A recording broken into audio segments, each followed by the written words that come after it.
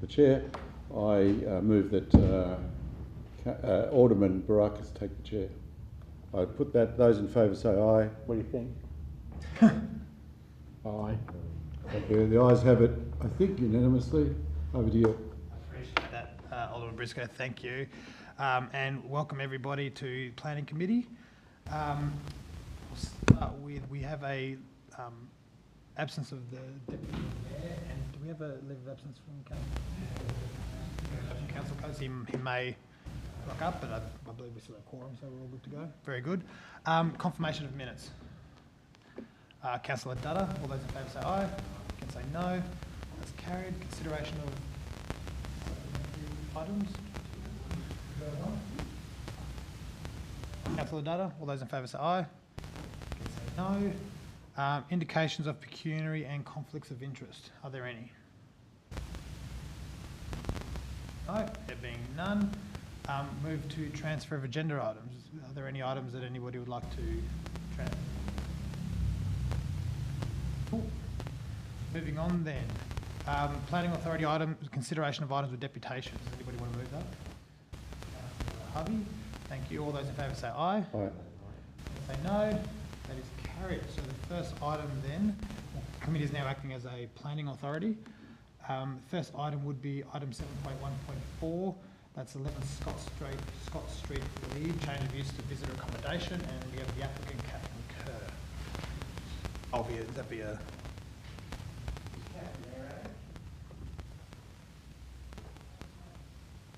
No? Okay.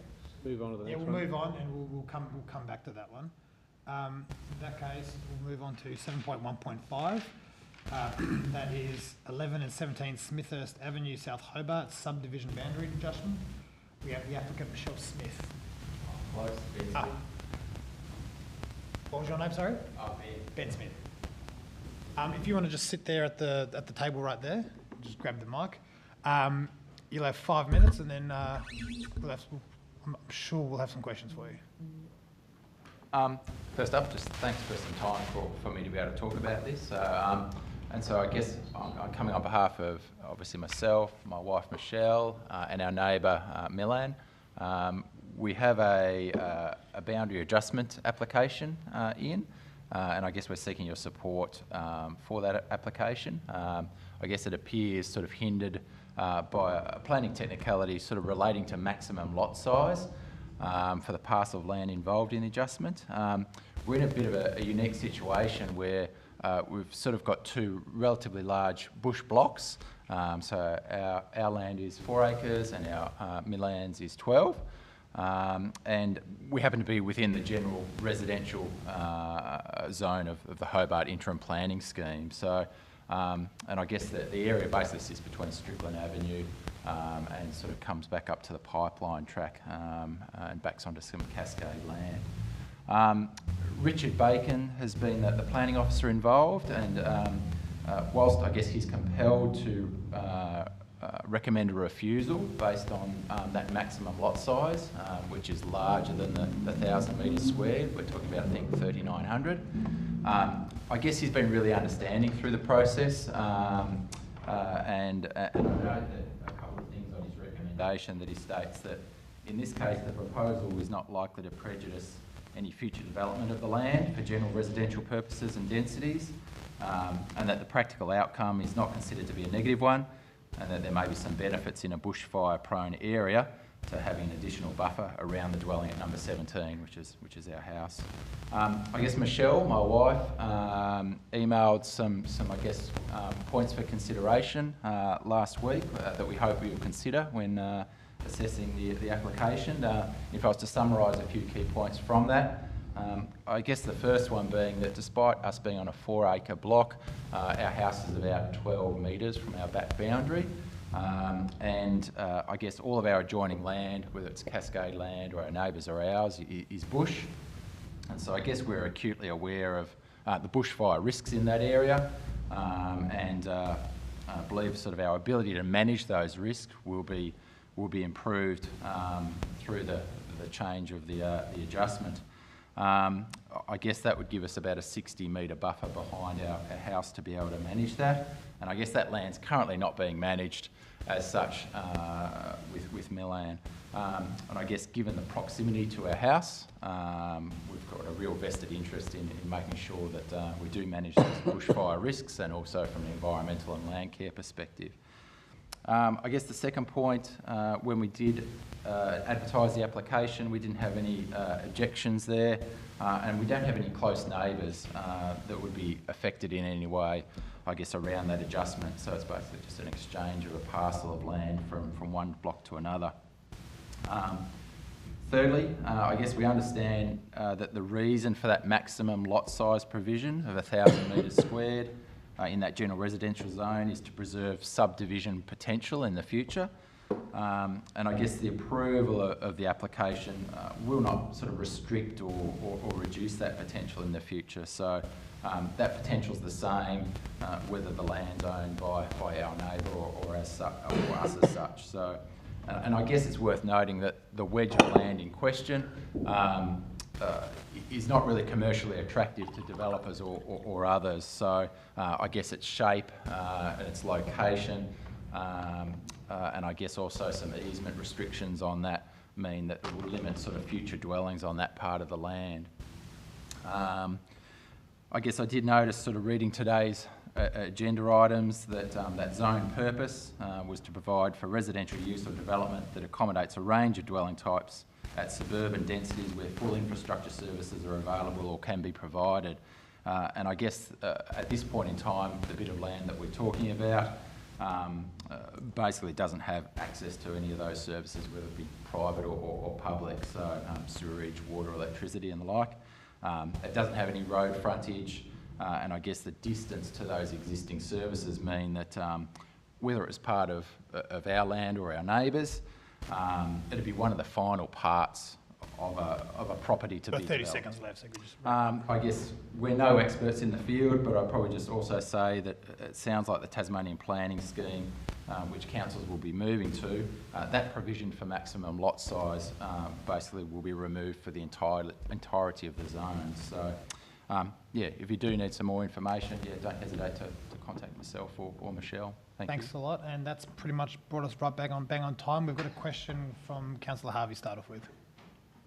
Explain to us, in as simple terms as possible, why this is rejected.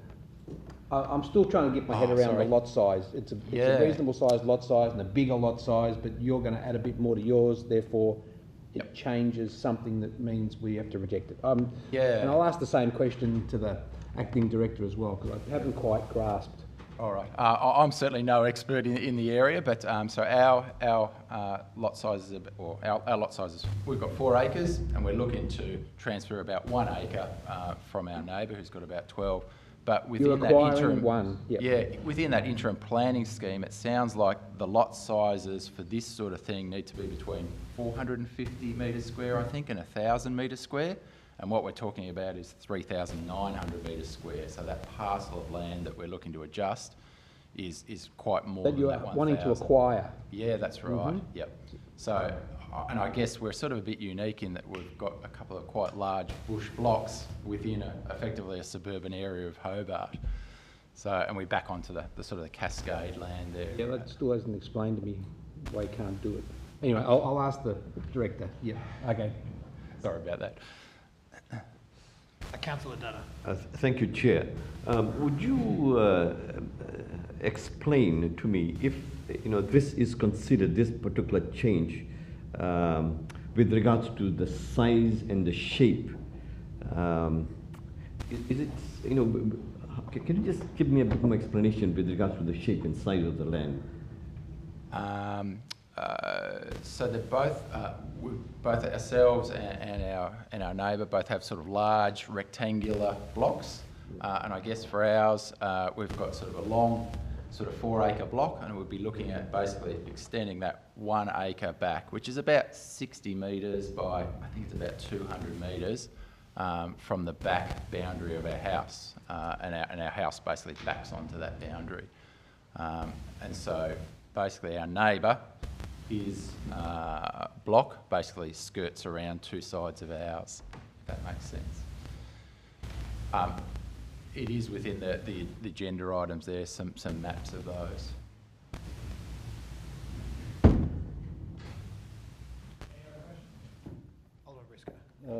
You described the 2 blocks as fairly bush covered, are they? Yeah, so the officers do, just reading through the agenda again, suggest that lot one is going to exceed the maximum lot size, and I imagine the justification is we want to maintain that for density of houses in the future, but it's unlikely to have any further residential development there. Would you agree with that? It's unlikely. Yeah, I guess the area we're looking at is a long way away from the nearest sort of access points, which is Smithhurst Avenue, which is just off Strickland Avenue, and it sits sort of in a curve right wedged behind our actual block. So it's sort of a bit of a wedge in there that would mean getting services from a development perspective would be, I guess, expensive or otherwise. If people were going to develop that way, they'd probably start from Smithhurst Avenue and work their way up. So this, whilst maybe the black letter law here, it doesn't reflect the circumstances of the 2 blocks or the 2 lots. Yeah, so it's in some ways it's a little bit unique because we're not talking about sort of subdividing for, you know, a semi-suburban area or otherwise. We are sort of within the bush there and surrounded by the Cascade area as well that the brewery has. Good, thanks.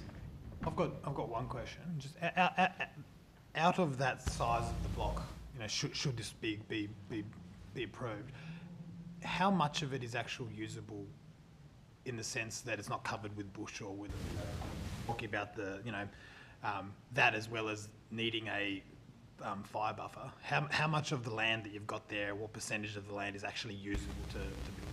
Oh, within that parcel that we're talking about, it's all bush at the moment, and I think there's something like a 20-metre easement which runs alongside the pipeline track, which goes along one side of that parcel. That basically means, you know, a future builder can't build within there for fire access or otherwise. So it's relatively flat land, but there are no services like water or anything like that up there. So and it's a reasonable distance away from the nearest road access, which is basically Smithhurst Avenue. If there's no other questions. Yeah, just one more. So in the future, this boundary adjustment, will that make it easier to subdivide this land in decades to come or whenever? Is it to your advantage from a development perspective? I think it's pretty moot either way. I'd say we've probably got our services to our house, obviously, which would then could be articulated a little bit further potentially.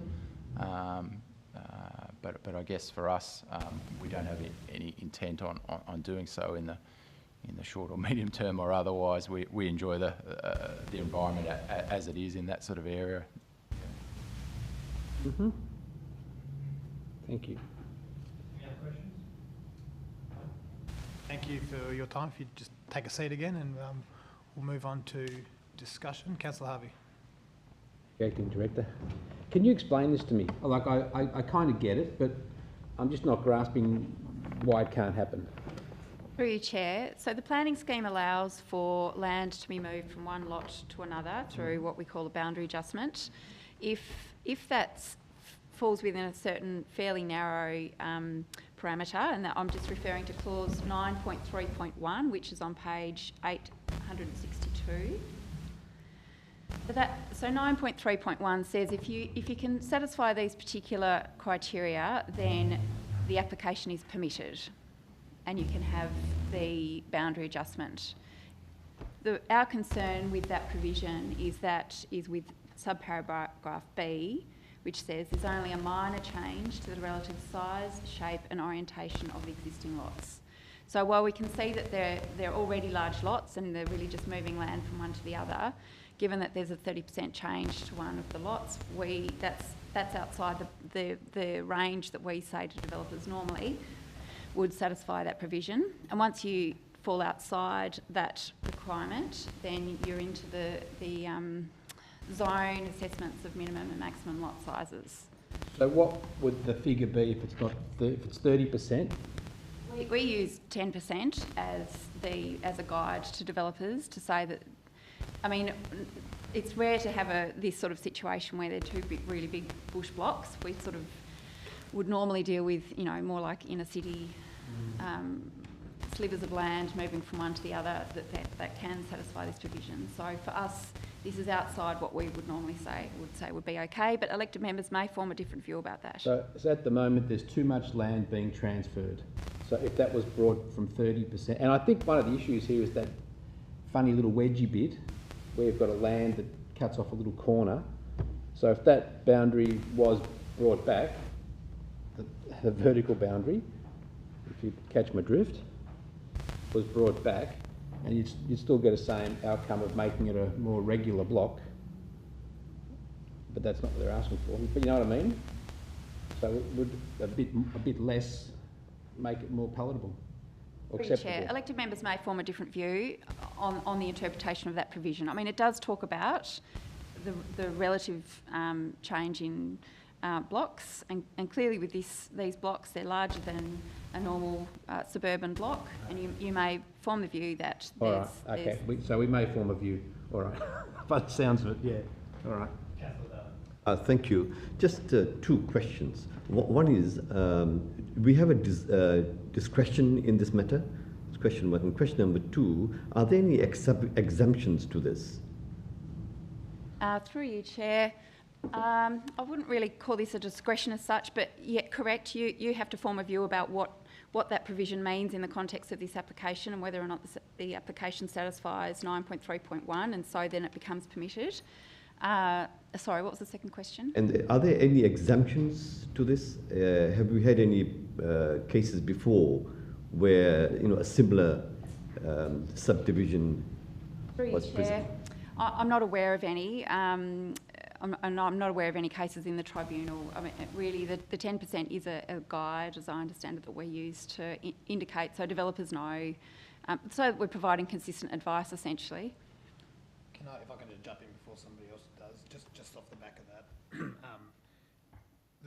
when you say the 10% guide, that's not explicitly said in planning standards, or is guide the officer used generally as a charge plans and minor. That's correct. I'll just check with Mr. Eichen. Are you aware of any tribunal? So is there any precedence as to what's considered minor and major? Is it just a matter of interpretation of the user at the end of the day? Correct. Okay. So, Councillor Harvey and Councillor Dutta. yeah, so I don't see why we couldn't allow this.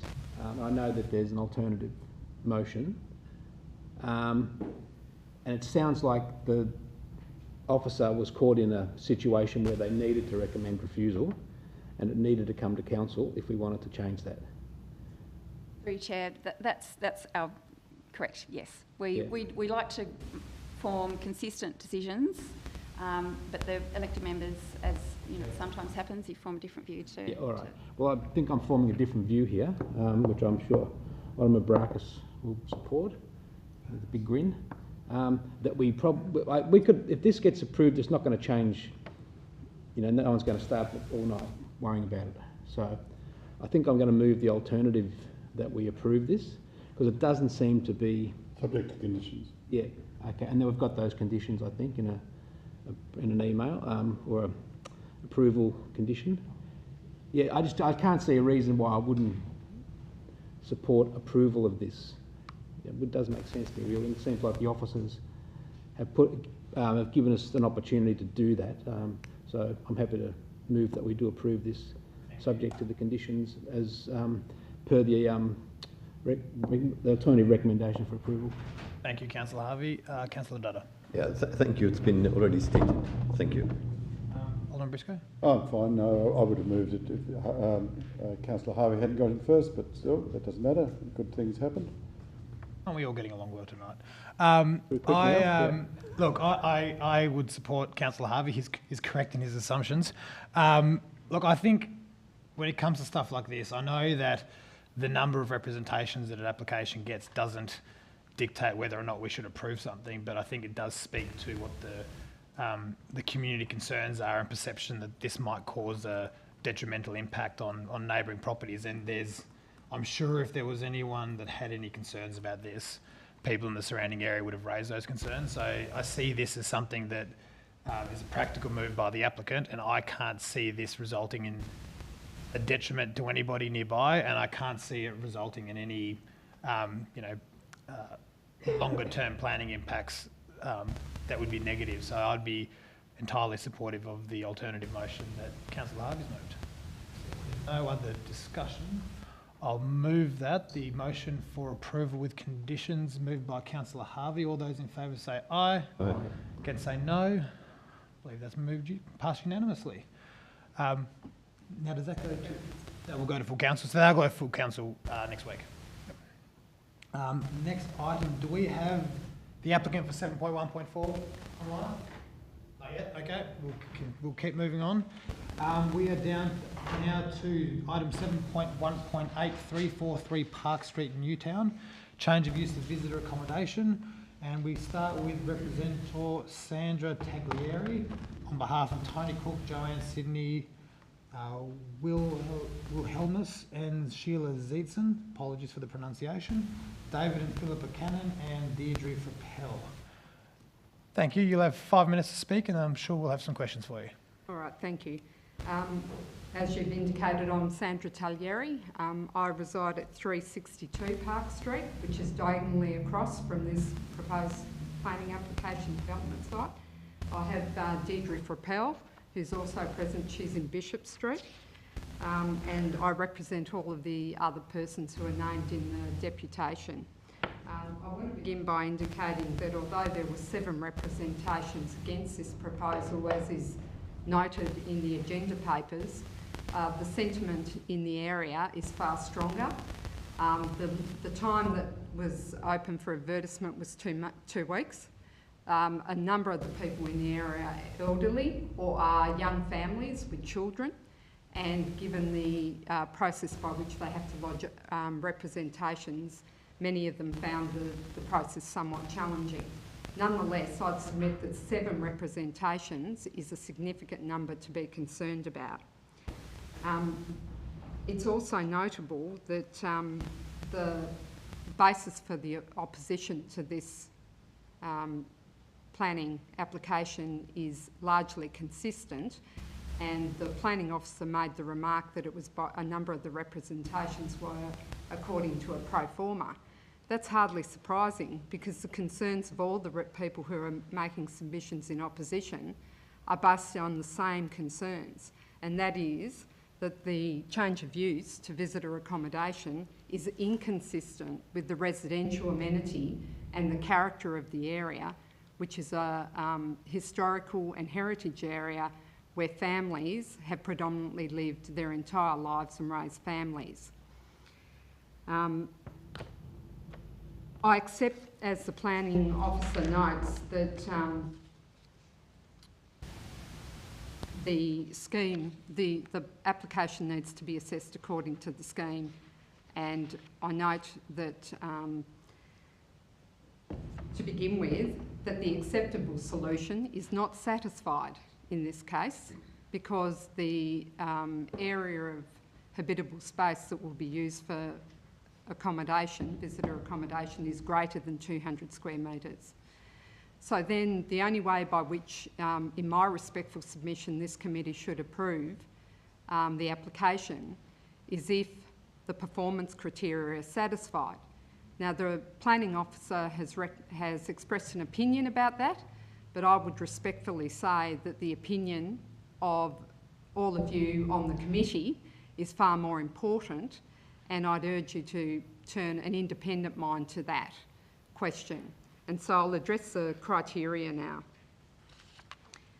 Addressing the issue of privacy, and this is addressed by the planning officer at page 1443 of the agenda papers.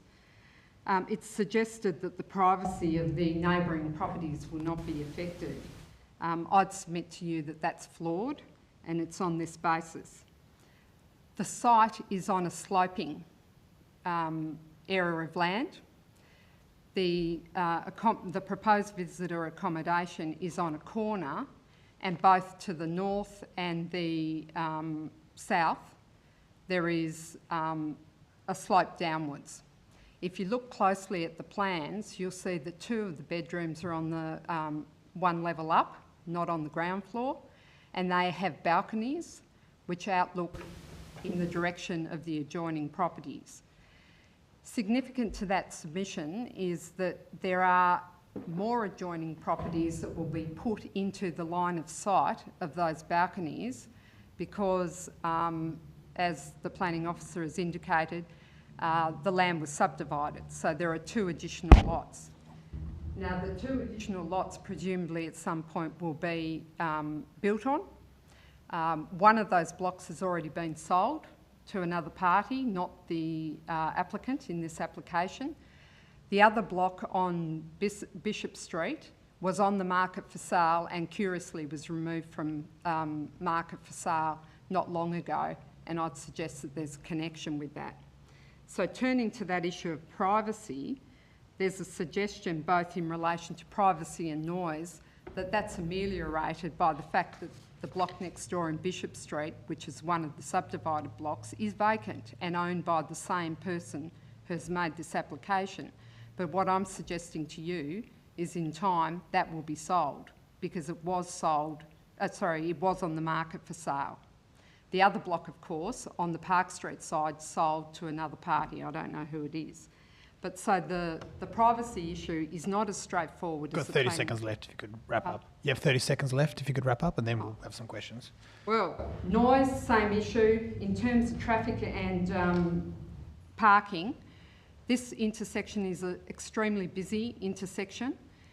There are bus stops, there are children, there are bike riders accessing the bike track. There is one parking spot provided for, but it is going to be used by people who are not familiar with the area. It's already an intersection which is prone to accidents and near misses, and I consider that that's a serious thing that should be considered by council for the safety of the community that lives there permanently. Can I address very briefly that I started off by saying that this was not consistent with the amenity of the area. Commercial accommodation and use of accommodation for visitor accommodation is not consistent with the objectives that I understand this council has, which is to provide permanent housing for the residents of Hobart. There's ample hotels and so forth that can be used for visitors and tourists. Let these people have use of the property for permanent residential housing. That's time, thank you. Thank you. Are there any questions? Councillor Harvey. We can't address the additional lots because that's not part of this application, but I do hear what you're saying. So there's the potential that they'll be developed, which will put even more pressure on that corner. That's all I'm hearing. Well, there's pressure already, and it's significant pressure. I'm not suggesting that there's no pressure there now. That pressure will escalate, is what I'm saying, in terms of the additional lots. What's the parking situation at the moment? Is there parking on those vacant lots, or is there additional parking for the house that's on the street, or where? So the house in question, or the application in question, where do people park at the moment for that? Well, I don't know if you've got access to the photos, but I do have a photo that might explain it for you. Can I table this? I seek to table this.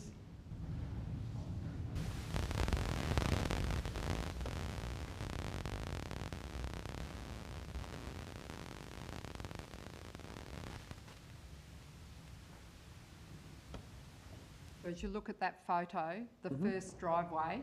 Yep. So on the left side of the photo, as you're looking at it, is where you can park, but previously, before the subdivision, there wasn't a fence to the right of that driveway.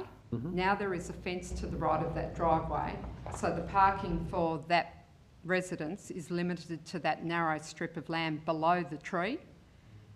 And previously it was more open and there was more parking opportunities. Now that, because of the fence that's been put in to border or to create the separate allotment in Bishop Street, access into that vacant land isn't possible because it's on a different block and there's a separate driveway to that. So you've got two driveways in relatively close proximity. I'd suggest maybe 30 metres, right on that corner. All right, thank you. Councillor Dada. Thank you, Chair. Through you, just a question. You have referred us to clause 3(1) EP with regards to privacy, noise, etc. Would you consider the impact and the cause to be unreasonable loss of amenity or not? Yes, I do, because although the planning officer suggests that a management plan could be a condition of the approval of the application, I would suggest that we all know that keeping enforcing the management plan is going to be something that is exceptionally difficult. And with people coming and going, the residents of the area don't have any control of who's going to be occupying that place. And there can be up to 8 people attending, visitors attending, parties occurring, conversations that occur at, normal speaking volume may not be heard, but there's no control of that. Any other questions? No. Thank you for that. If you could take your seat, we'll get into discussion. Who wanted to kick things off? I've got the applicant, sorry, apologies. Apologies, we have Matt Bernard on behalf of the applicant. Sorry, I almost skated straight past you. If you could take a seat and we'll...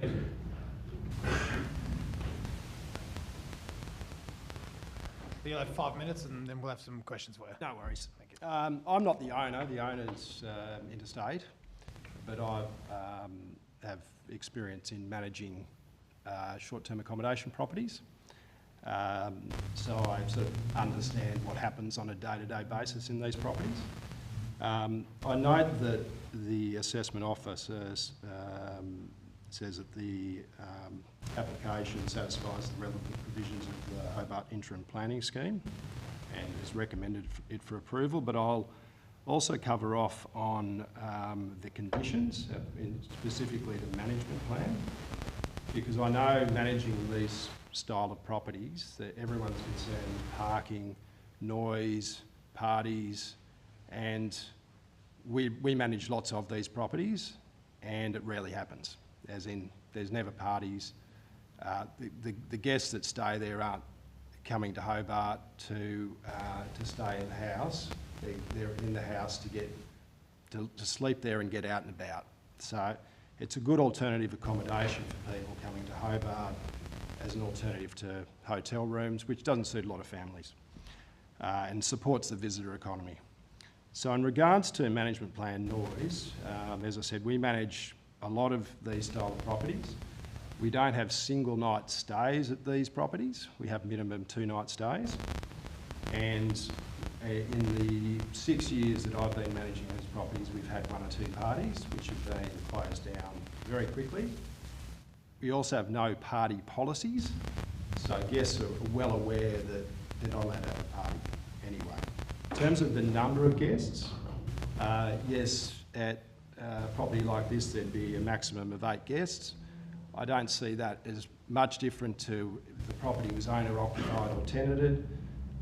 You would potentially have 8 people living there. You'd also have potentially 2 or 3 cars there, which leads me on to the parking situation. Anyone that's staying there is likely to have a single vehicle. So I wouldn't think that the parking situation would be exacerbated by whether it's a family living there or guests coming and staying there. In regards to contact in the management plan. Yeah, we have a policy where neighbours can contact us 7 days a week if there's any issues. But they rarely do. They, in fact, almost never do because there's very, very few issues. Regards to the objections raised, that sort of, someone mentioned that there could be up to 10. As I've mentioned, it's only likely, well, it will be no more than 8. They mentioned party houses, never happens. Privacy, I note the concerns about privacy. The property where it's positioned has the Bishop Street as well as the Park Street frontage.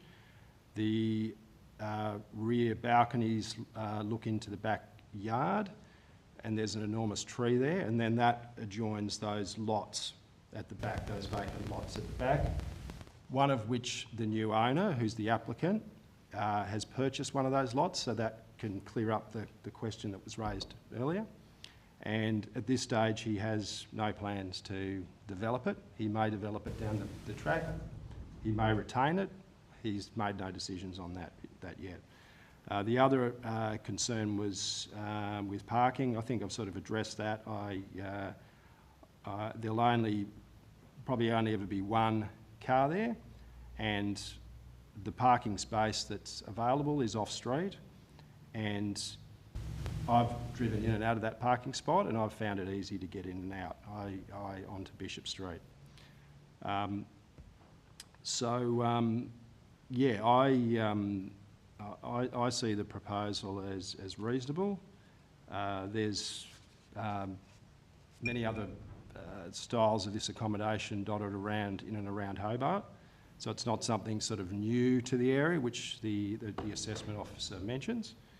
And I also think that visitor accommodation provides you've got 30 seconds alternative to families on budgets, support jobs, people's livelihoods, and those working in the industry. We employ a number of housekeepers and we provide employment for those people. So we see it as a fair and reasonable proposal.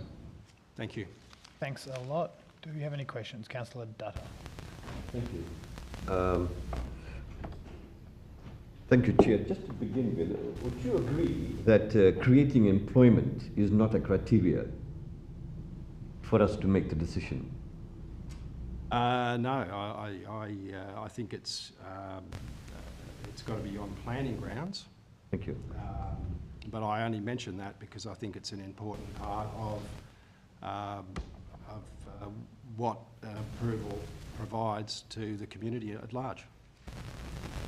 Yeah, just another question that I have. With regards to the 4-bedroom that you mentioned,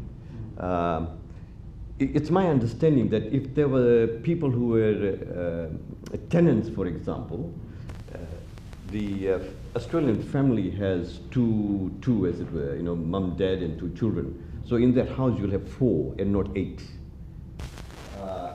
So the question that I'm asking, if we were now to change it into visitor accommodation with about 8 people, would you agree that the transit population can be different from those who are permanent tenants? Well, look at this a couple of ways. You could have 4 people sharing the property who might be uni students, I don't know, and they might have 4 cars. You may have 4 guests staying there, you may have 8 guests staying there, it could vary. We have properties which have 5 bedrooms, but sometimes 2 people stay there. So you're not always going to have 8 people staying there. It's going to vary from booking to booking. So, yeah, maybe you could have a family of 4 there, but you could also have a family of 6. You could also have some sharers. It's a hard question to answer because you never know really how many people could live there, but it could cater up to 8 people. My question is probably a bit off track when it comes to planning, but what do you think the impact of short stay accommodation has been in Hobart over the last few years.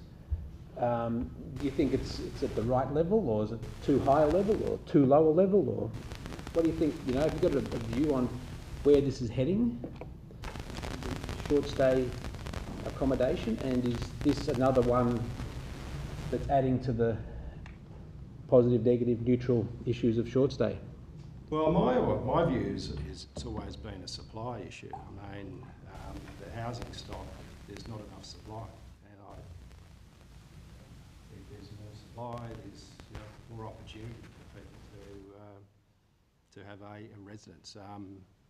Do I think there's too many or not enough?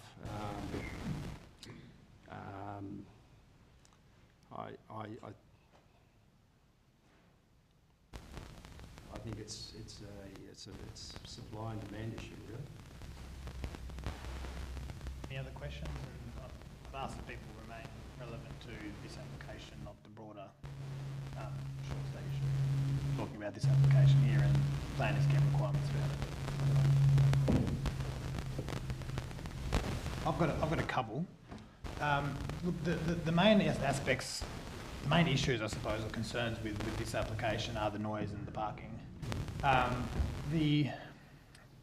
With the parking, in your experience with other sites, and it's relevant to this just because one of the comments that were made by the representative about the impact of parking and by short stay tenants, do you find that typically every or most or not of people that stay in the short stay or similar housing are bringing a car or are bringing one car for a group of people or bringing multiple cars? Like what's the history been on these? It depends on the location of the property. So, for example, we've got properties that are more sort of in the middle of town here, and there's no parking, so they don't bring a car, and sometimes they come and stay for a couple of days and then they hire a car and use that for a few days. If the property is a little bit further out of town, where transport's not as good, they're likely to have a car. The people also, they want to get out and about and explore the area, so not just Hobart City Centre, they want to view, and so they're likely to have a car. A property like this, they're likely to have a car. But it's rare for a house that size to have more than one vehicle. It's just generally not necessary. They just get a large car. Thank you. And the other one's the noise. So we've refused, just from memory, we refused one application for short stay because the application site was quite clearly a party house. It was quite that story was quite well covered, I think, in the papers. About, yeah. And I think the design of the house and the balcony and the living area lent itself to such use. How quickly? Because I know that most providers that I know of have a ban on using it as a party house. Yeah. How do you, as the operator or facilitator, find out about these things being used as party houses? How quickly do you find out about them? And how do you respond to those things? Is it by complaint by neighbours? Is it by... how do you tackle that issue?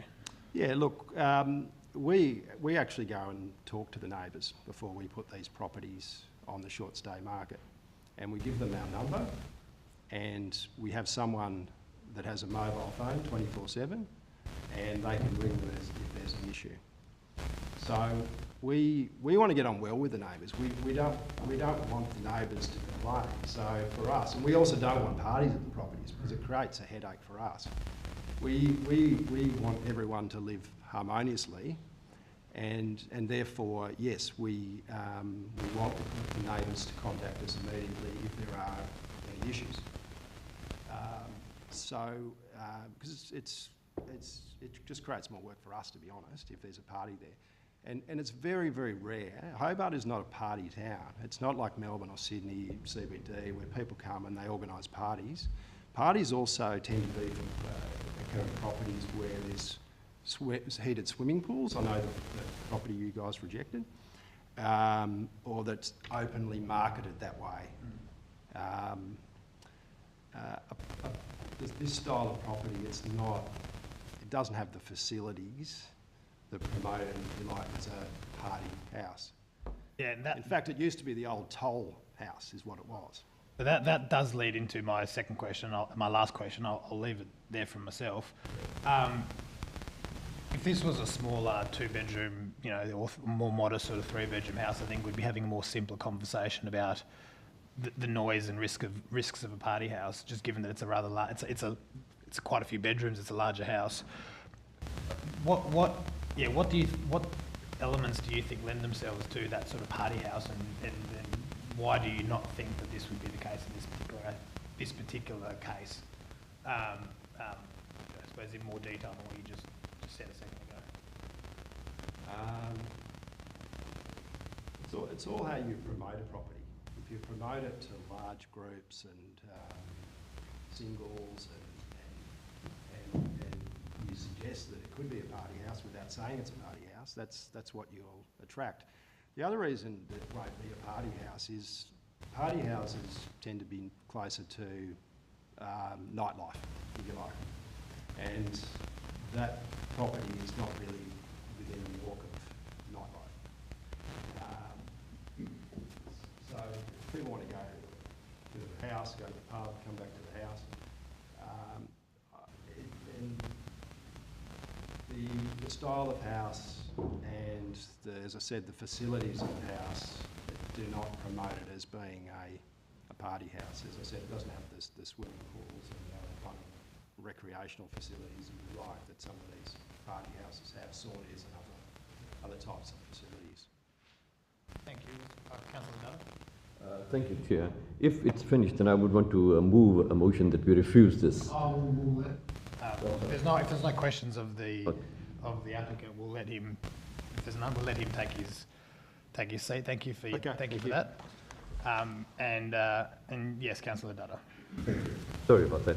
I would move that we refuse this under clause 3(1)(e), A1 and P1. Thank you. Any other comment or questions? Councillor Harvey. I'll also support that motion because just reading through, visitor accommodation must be compatible with the character and use of the area and not cause an unreasonable loss of residential amenity, have regard to privacy of adjoining neighbours, likely increasing noise of the property.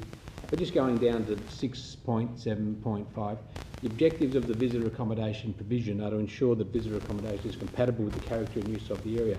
It does not cause an unreasonable loss of residential amenity. This assessment is to have regard to privacy, noise, scale and compatibility, residential function, impact on roads and impact on rights of way. And while I agree with the point that it probably won't be a party house because it'll be called in very soon if it did become a party house, but I still think that residential amenity is hugely important. And the locals have a view, they have a strong view and they're entitled to their view. And I'd much rather that they have neighbours rather than strangers living next to them or staying next to them. So I'll be supporting the motion for refusal. Any other? Oh, fine. I won't be supporting that motion. I think, and I'll make the point that just because it was raised in questions, I know Councillor Dutta did ask the applicant, or make the point to the applicant that the suggested or likely increase in jobs isn't a planning consideration. And likewise, when we talk about long-term tenants being better than short-term tenants and the impact on housing supply, once again, and we've gone over this multiple times, isn't a planning consideration. So the issues that we have in front of us, I see, as I indicated a minute ago, is parking and the noise. And as was said, I don't think this site lends itself, by its geographical location and by its design, to being a party house. And I don't see there being an issue with the parking, even noting the application that we assessed last week and the constraints of that, and us having made a different decision. We do have to assess this against the scheme and against the criteria that we have in front of us. And I think we need to be careful just making the blind assumption that something will have an impact on residential amenity. I don't see anything in this report, and I don't see anything by the nature of the site that says to me that there will be a unreasonable or negative impact outside of what's outlined in the planning scheme and the performance criteria. So I'm happy to leave it there. I won't be supporting what's being proposed. I'd be more inclined to support the officer's recommendation on this, as is typically the case with these items. If there's further comment? Just one quick comment Sure. on the employment Yes. focus there. There's a bit of an irony in that statement, because we're seeing all over the country it's very difficult for people to find homes, therefore they can't find staff. So, and we've seen that in the east coast of Tasmania as well, because housing has been taken away and turned into short stay, and workers who provide the labour for a lot of those tourism businesses have nowhere to live. So there's a lot of examples of where short stay accommodation has affected the ability for local workers to find accommodation. So, Harvey, but at the same time, I think both points, whether we talk about housing supply or employment, are equally irrelevant from a perspective of us assessing the planning. Yeah. That was the point I was making. I wasn't defending the argument of employment. I was suggesting that neither housing supply nor employment is a relevant planning consideration, and I've myself tried to use the housing supply argument when we're talking about housing development. I've been shot down numerous times for that. So I'll make the point. I see Councillor Dutta with his hand up, but I'll just finish on this. We talk on that topic of housing supply, and it comes up every single time we have short stay applications. And when we have a housing development being proposed to be built, and the argument being put forward in the past that this will add to our housing supply, we've all agreed that we have a housing crisis. And the argument being, well, we can't say that, we can't consider that because it's not a planning consideration. Building a house and adding to the housing supply is worth exactly the same as taking a house off the market or not taking a house off the market with short stay. A house is a house, and adding or removing a house from short stay is removing a house from the housing market because of short stay has the exact same impact in rejecting a house being proposed to be built. The net outcome is the same. So we can't say that one's worse than the other. They're the same thing. But I see Councillor Dutta with his hand up, sorry, so I'll defer to him. Thank you, Chair. Now, I take the points made, and we have debated this many times. And you may have realized that when I have moved my motion, it's based on clause 3(1)(e), A1 and P1. At no time did I in any way make assertions that they were based on short supply or they were based on employment. My motion is very clearly based on this particular clause, and I have heard reasons given to us and evidence, as it were, from the representative. And if you read the report, there are few assumptions and assertions made by the staff as well. There is no such evidence with regards to noise. There are assertions made. And so similarly, we have been offered an alternative, and therefore the people who live in the area, for me, is presenting that evidence. And therefore, under this clause, I'm refusing, and not on the basis of short supply or employment. Thank you. Are there any other comments? No, so with that, I'll move the motion moved by Councillor Dutta to refuse, based on the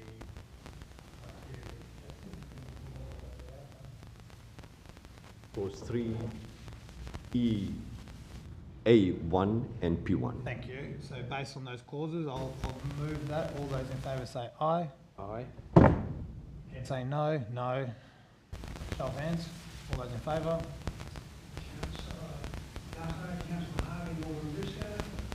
Against? Thank you. And that's carried. That will go to council next week. Thank you. So we now move on to, now I'm going to try again, is the applicant for 7.1.4 online? Yeah, we'll keep going. I think we've got one more. Item 7.1.7 is 175, 177, 179, 169 and 173 Campbell Street, but I believe there's a request for deferral. The applicant has requested that this item is deferred to allow for further consideration of a number of aspects of the application. Oh, which one's that, sorry, Chair? I'm not going to read it out again, it's 7.1.7. That's all I needed, except 117, yeah. I see Councillor Dutta. Move. Yeah. When would we be deferring this to? Until they're ready to bring it back? I think that's the reality. Okay, yep. Given that, I'll move that. All those in favour say aye. Aye. Against say no. Very good, the ayes have it. So we now moved back to 7.1.4. The applicant's not online, so I suppose we will just... I suppose I'll leave it to the committee. Do we want to push forward with the other items on here and try again later, or did we want to just decide the item? Usually we try and get the officer to ring up and see if we can contact them. Is anyone able to do that? Yeah. Have you been trying to get a hold of them?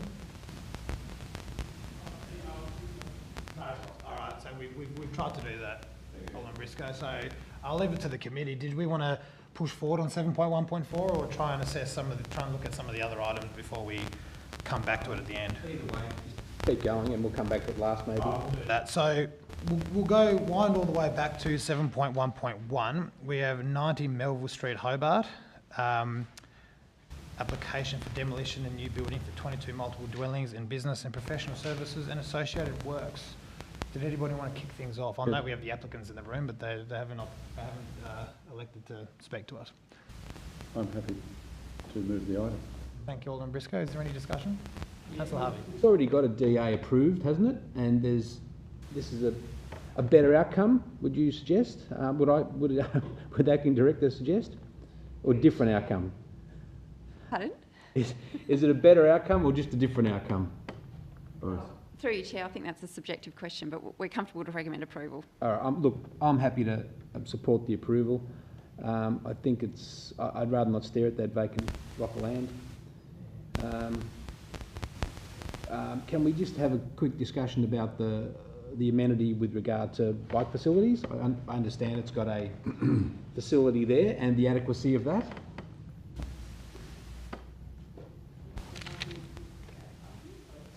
Through you, Chair. There's a number of bike storage facilities provided, as well as an end-of-trip facility space provided. Mm-hmm. We've done an assessment against the scheme provisions. The number of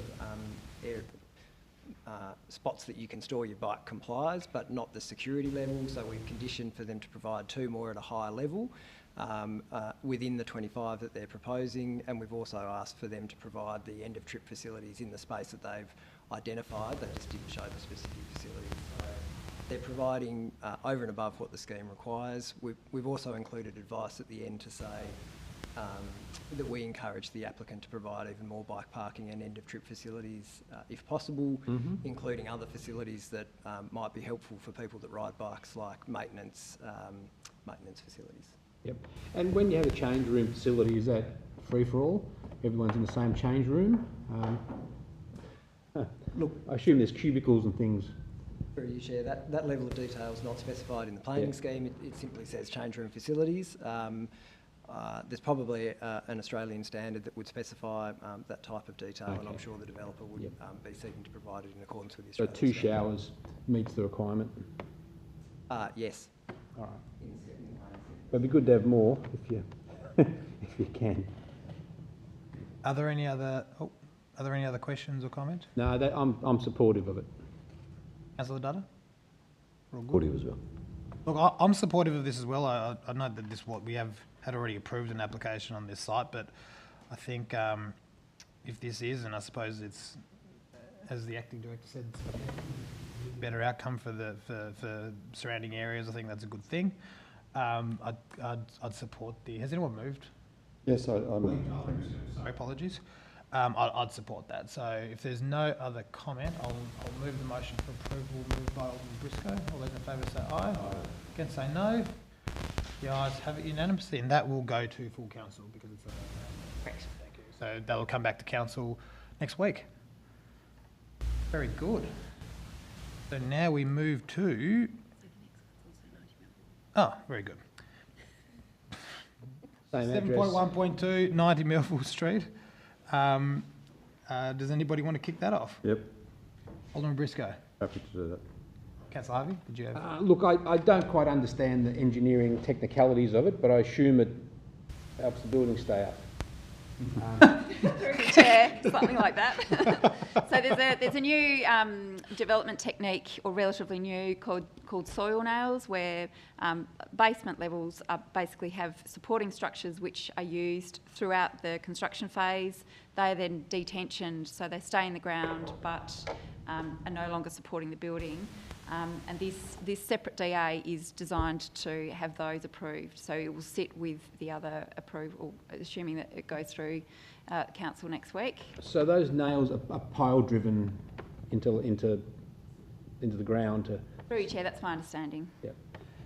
But they're vertical, they're not like there's issues about underpinning or going under the neighbours' properties and things. Through your chair, they do go onto the neighbouring properties. Angles. Yes. And that will require consideration of issues outside the planning scheme in terms of private property rights. All right. Yeah, supportive. Yep. Is there any other questions? Because I've got a couple of questions. One of them is very, I suppose, a technical question. Why is this not being considered part of the substantive application? Like, why is it two separate applications? It unfolded as an adjunct to the earlier application, but will similarly sit with the subsequent application that's been made. So more a matter of timing than... Exactly. Yeah, okay, fair enough. And then secondly, and it's not really a planning consideration, but if these piles are going to have to be partially, at least, on a neighbouring lot, once again, not a planning consideration, but that would require consent of those landowners, would it? Yes, it would, yes. Okay. Not a consideration for tonight, though. That's not our business. Yeah, no, it was more just a matter of curiosity, that one. But look, I'm also supportive of this as the previous item. If there's no other comment, I'll move that. Moved by Alderman Briscoe. All those in favour say aye. Say no. Ayes have it. And does that go to So full that's council? approved, that's committee. That's done. Okay, so that part doesn't have to go to full council. It's just the previous item that'll end up in council next week. See you guys later. Thank you very much. Thank you. Few more bike spots. So we now move to 7.1.3, Unit 2, 6 Nelson Road, Sandy Bay. Now oh, I've lost my spot here. Give me 1 sec, bear with me. Change of use to visitor accommodation. Does anybody want to kick this off? Yeah, I'm happy to move this because there's zero representations, and I know there'll be possibly the inevitable discussion, but let's get through it. Discussion. Can we just confirm that there were no representations? Through your chair, there are no representations and there is in fact a letter of support from the other unit holders. I'll reluctantly support this because I know we have no grounds for refusal. Badly. Any other comment or questions? I'll move the motion as moved by Alderman Briscoe. All those in favour say aye. Against say no. Ayes have it. Okay, we now are on to 7.1.4. So I'll ask at it just for purposes of completeness. Though I'm seeing shaking heads in the other room. I guess we're just going to have to move ahead. So 7.1.4 is the 11 Scott Street Glebe, change of use to visitor accommodation. Does anybody want to kick off the discussion? Anybody? I move that we refuse this under clause 3(1)(e), A2 and P2. Here we go. Any other discussion or comment? I suppose through you, Chair, just there's only one representation against it. So you're moving for approval. Is there a foreshadowed? No, we just had a motion for approval, so I can't. Refusal. Refusal, sorry, so I can't move a motion for approval until that's dealt with. Foreshadow it. Possibly, yes, I will. Are you foreshadowing it? Yeah, I said I would. Oh, okay, very good. Sorry, I said possibly. Okay, look, I think everything that's been said in this debate on other items applies to this one. I think it's great that we're not exercising in redundancy, so I'll move the motion for refusal as moved by Councillor Dutta. All those in favour say aye. Again say no. No. Show of hands. All those in favour? Against?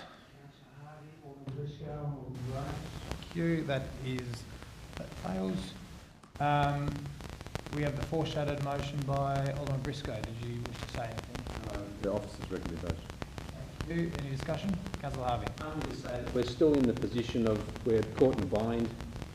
Not being able to refuse these applications, and we still wait for the Tas Planning Commission to process the planning scheme amendment so that we do have some power to refuse future whole home short stay accommodations, which I believe are having a serious impact on the amenity of Hobart and also on the ability for people to find homes when we've taken 10% of rental properties out of the market, or 10% of properties out of the market in Hobart.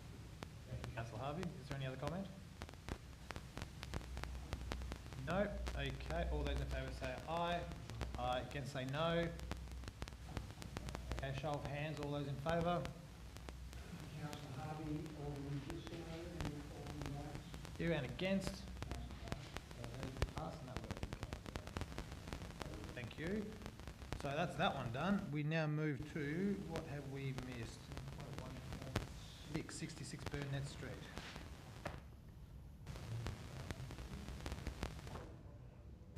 So, we on that item? We are. Okay. Question, the zoning for this area is mixed use and also, what was the other zoning?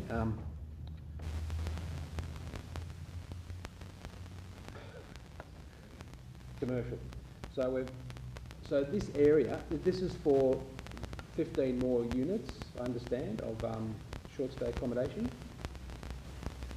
How many? 11?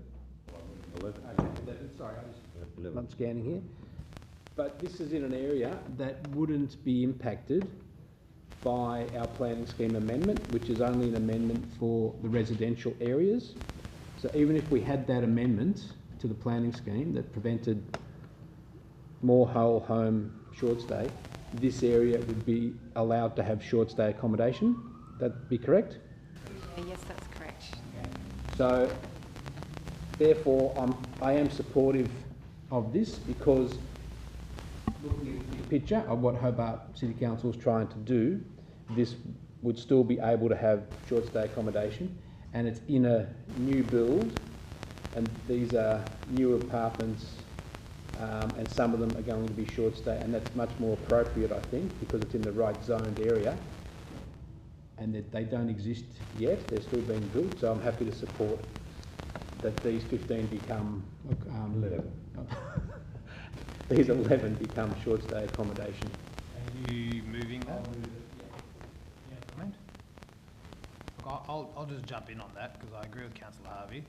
I think whilst we have the to and fro when we have whole home listings in residential areas, as Councillor Harvey said, it's not. It's in a mixed use area, and it's also adjacent to a major entertainment area. So I don't think it will have a negative impact on anyone's amenity. I think if anything, it will probably have a positive impact on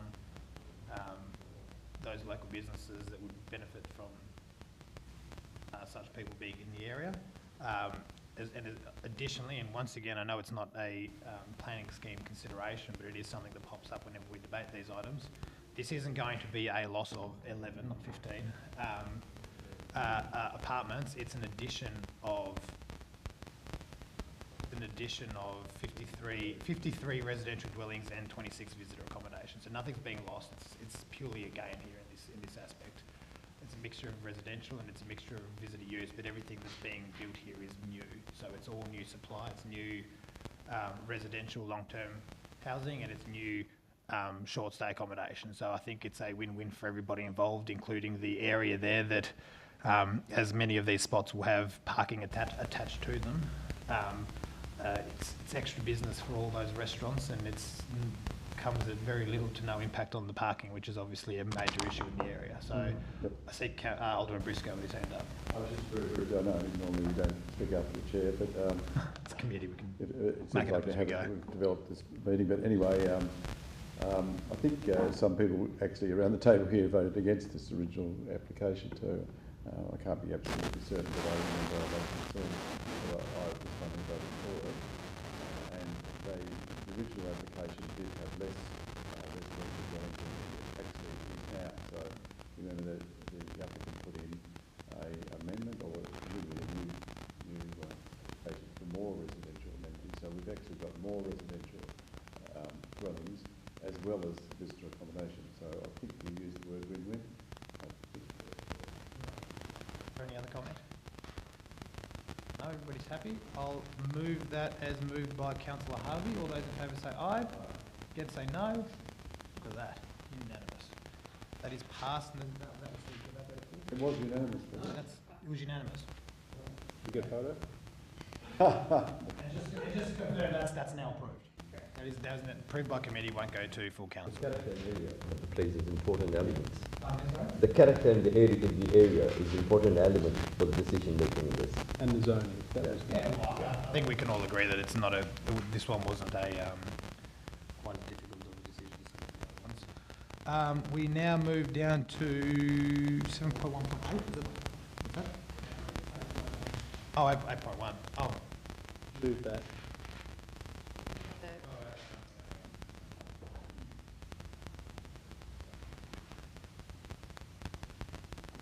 City reports. Oh, there it is. There it is. There it is.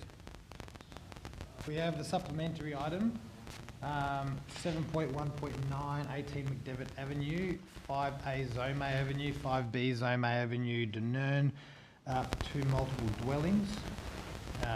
Does anybody want to? It's on a separate folder. Have everyone got that up?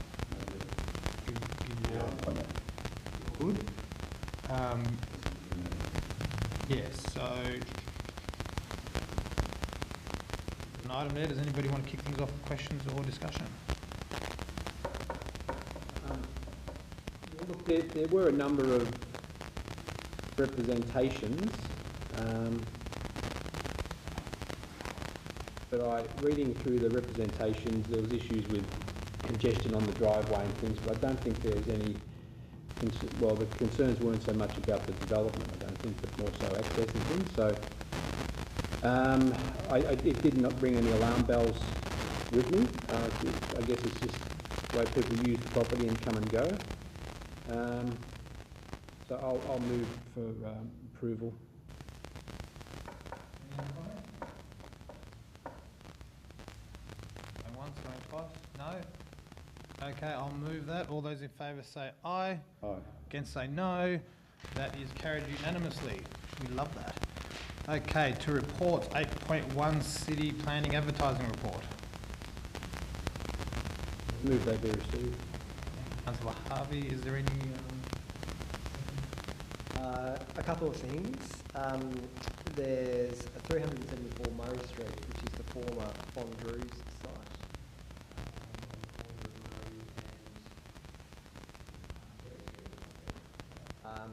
So that's that'll be coming to committee. Objections. They're seeking to extend the operating hours. You may have seen an article in Mercury about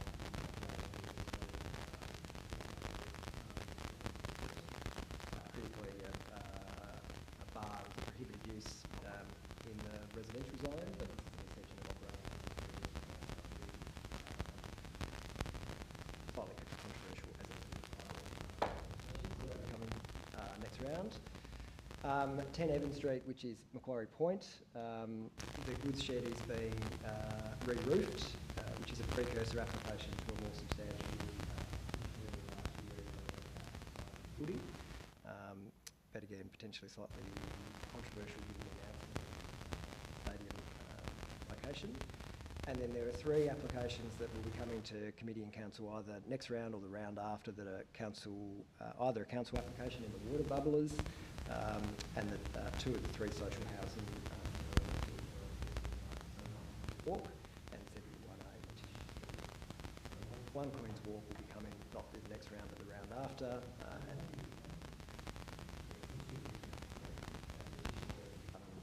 next round. Very good. That's very well. I'm sure everybody will agree that's very well.